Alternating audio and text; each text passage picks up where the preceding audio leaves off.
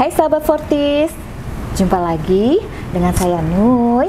Dan saya adalah salah satu agen dari Fortis yang akan hari ini mencoba untuk mengulik-ngulik, berbincang-bincang di sore hari yang cukup sangat syahdu ini bersama oleh narasumber kita, Pak Agus Gunawan.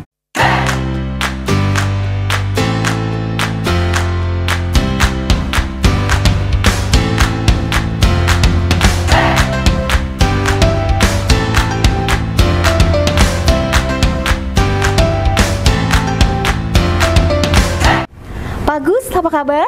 Selamat sore, kabar baik, Mbak Nui. Alhamdulillah. Ya. Bagaimana Pak Agus keadaannya hari ini?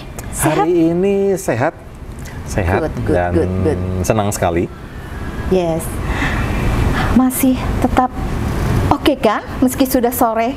Masih tetap dengan oke. hari-hari yang penuh dengan aktivitas ya, Pak Agus ya? Iya, benar sekali. Oh, baik Pak Agus. Jadi gini, kami dari Fortis ingin mencoba nih ngobrol-ngobrol sama Pak Agus yang terkait dengan effective communication skill. Boleh. Siap. Boleh ya saya tanya beberapa poin-poin di mana ini adalah yang biasanya sekarang sedang in dan tren Boleh. di kalangan anak-anak muda. Yang pertama yang saya ingin tanyain Pak Agus, Siap. bagaimana sih kita menyiasati komunikasi di era digital untuk kaum milenial dan juga untuk di atasnya milenial. Gimana tuh Pak Agus? Ya, ini Mbak Nui pertanyaannya tajam, langsung menyasar sekali.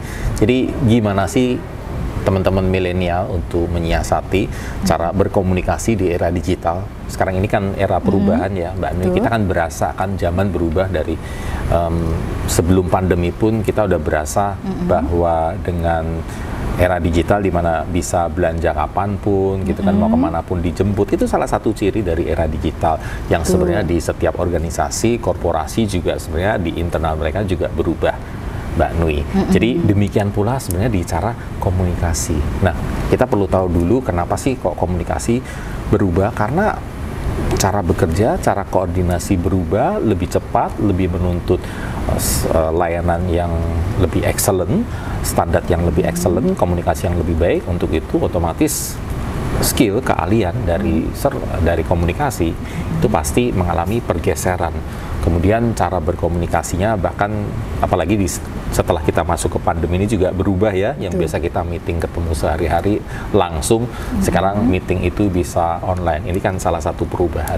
Jadi cara yang efektif adalah pertama kita mesti tahu di lingkungan tempat kerja kita cara berkomunikasi yang digunakan itu seperti apa. Apakah kita sering menggunakan hanya offline aja atau kemudian combine dengan offline dengan online maksudnya, atau mungkin hybrid. Nah, kita mesti belajar tips-tips ketika berkomunikasi one on one dengan orang lain secara offline. Dari mulai teknik verbalnya, mesti tahu teman-teman kita berkomunikasi dengan generasi yang mana nih.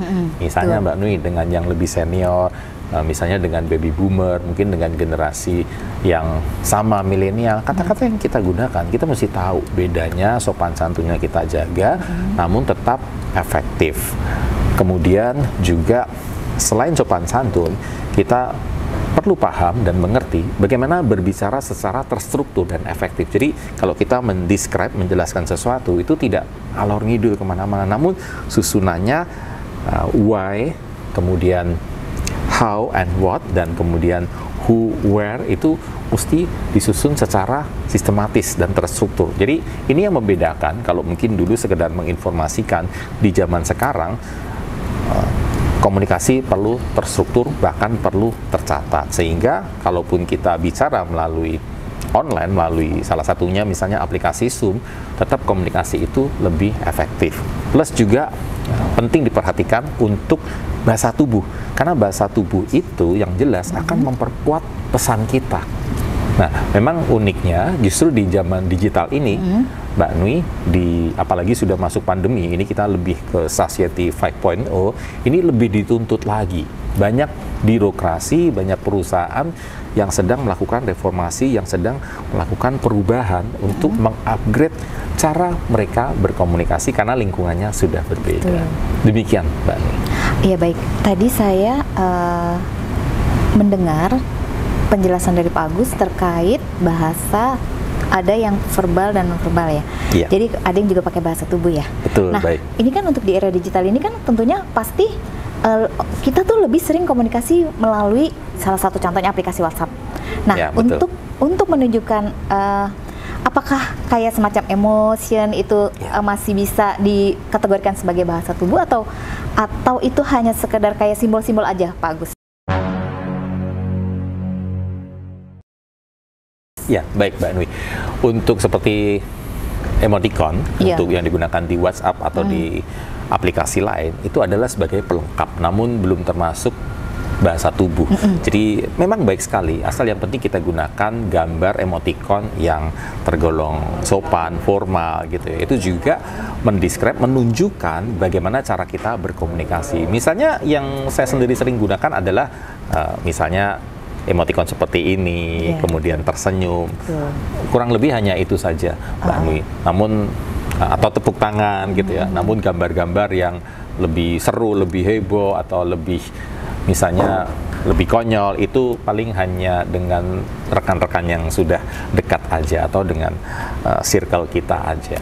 Jadi demikian kalau kita menggunakan komunikasi di era sekarang. Dan mungkin menyambung dari pertanyaan tadi untuk di bahasa tubuh, mungkin banyak juga yang bertanya nih Mbak Nui, zaman sekarang kalau di Zoom kan bahasa tubuh nggak perlu. Nah justru ini, kita sudah berjauhan, harusnya lebih perlu dimunculkan.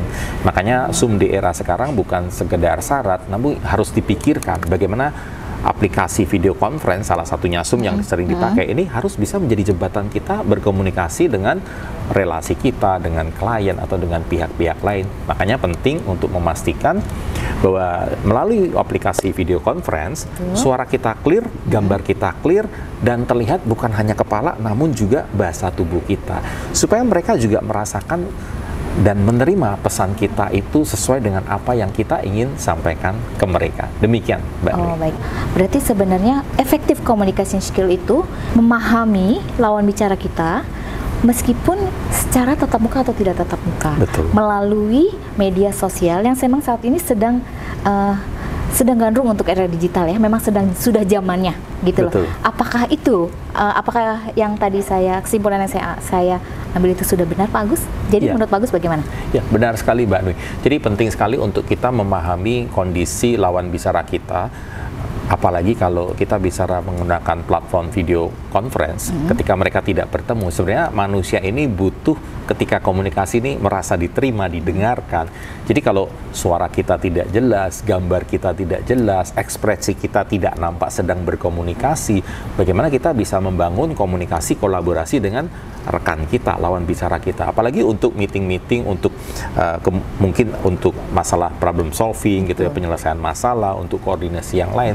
Ini justru sangat penting sesekali ya, tidak harus setiap waktu, karena demikian juga di era digital kita juga bisa kombinasikan meeting itu kita lakukan secara paralel menggunakan aplikasi yang kita nggak perlu tatap muka. Jadi misalnya rekan kita bisanya memberikan pendapat di pagi, kita bisa di siang, itu is okay di zaman sekarang.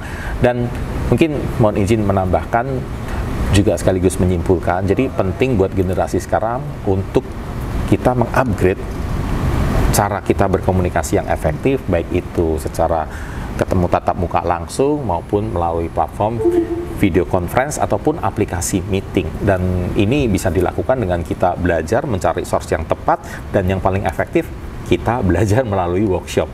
Jadi kita bisa praktek langsung caranya, bagaimana sih mekanismenya, bisa feel, merasakan langsung, oh, ternyata kita perlu berubah begini ya, dan kalau tentunya ada pertanyaan bisa ditanyakan. Nah ini salah satu cara yang efektif. Oh, demikian Mbak Nui. Oh ya, baik, berarti alangkah baiknya kalau misalkan kita bisa mengikuti misalkan seminar atau workshop ya Pak untuk memperdalam materi efektif communication skill ini ya Pak ya. Pastinya seperti itu. Baik, Pak Agus, terima kasih sudah berkenan hadir di bincang-bincang sore hari ini. Semoga obrolan kita ini bisa bermanfaat untuk orang banyak dan juga bermanfaat untuk kita semua. Baik, terima kasih. Selamat sore Pak Agus. Selamat sore. Assalamualaikum warahmatullahi wabarakatuh. Waalaikumsalam. Dah.